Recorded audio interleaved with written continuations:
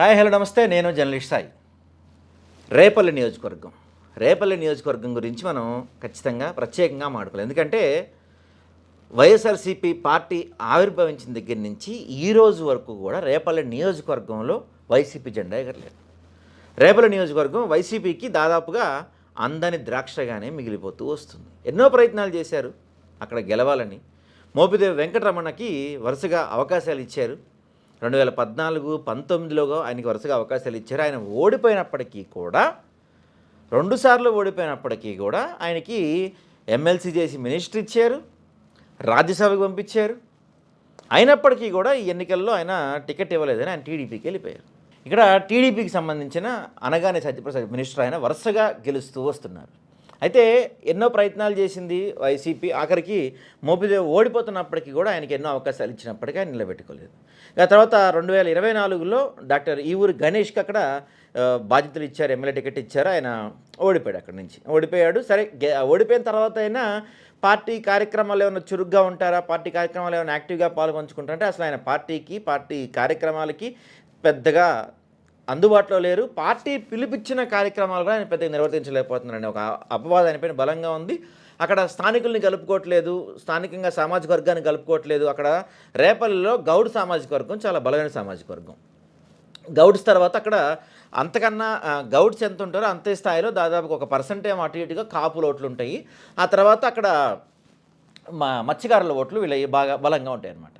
So ఇక్కడ ఇప్పుడు ఈసారి ఎవరైతే గణేష్ని పక్కన పెట్టారు, ఎందుకంటే ఆయన చాలా ఇన్యాక్టివ్గా ఉంటున్నారు కాబట్టి, గణేష్ని పక్కన పెట్టిన తర్వాత రేవూరి మోహన్ కృష్ణని ఇన్ఛార్జిగా నియమించారు జగన్మోహన్ రెడ్డి. మోహన్ కృష్ణ ఇప్పుడు ఎవరైతే టీడీపీకి సంబంధించిన నాయకుడు అనగానే సత్యప్రసాద్ ఉన్నారో ఆయన గౌడ్ సామాజిక వర్గం చెందిన వ్యక్తి.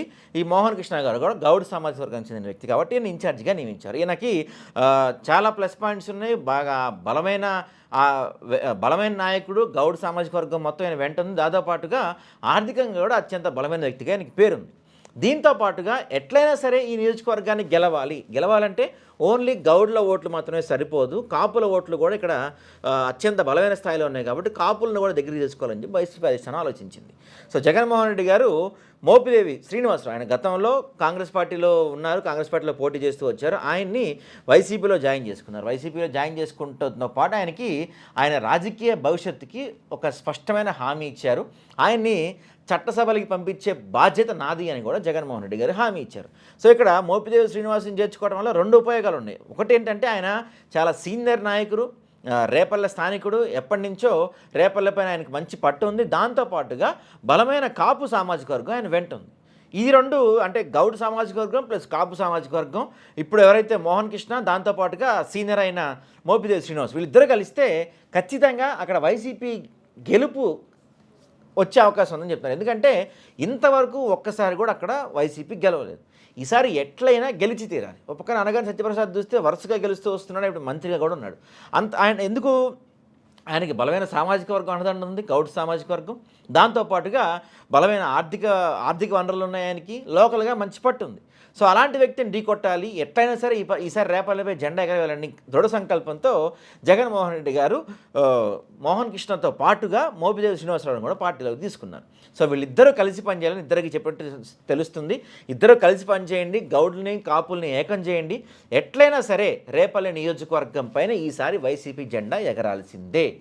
ఖచ్చితంగా మోపిదేవి శ్రీనివాసరావు గారికి పూర్తి స్థాయి న్యాయం చేస్తాను, ఆయన రాజకీయ భవిష్యత్తుకి నాది భరోసా, ఆయన్ని చట్టసభలు పంపించే బాధ్యత నాది అని చెప్పడంతో పాటు మోహన్ కృష్ణకు కూడా మంచి హామీ ఇచ్చినట్టుగా తెలుస్తుంది. కాబట్టి వీళ్ళిద్దరూ కలిసి గ్రౌండ్ లెవెల్లో దూసుకెళ్తే, అంటే గ్రౌండ్ లెవెల్లో పార్టీ సిద్ధాంతాలని, పార్టీ కార్యకర్తల్ని బలోపేతం చేస్తూ పార్టీ కార్యక్రమాలు చేసుకుంటూ వెళ్తే, కాపుల్ని గౌడ్ని కనుక ఏకం చేయగలిగితే ఖచ్చితంగా బాపట్ల జిల్లాకు సంబంధించిన రేపల్లెలో ఈసారి వైసీపీ జెండా ఎగరడం ఖాయం అని చెప్తున్నారు రాజకీయ విశ్లేషకులు.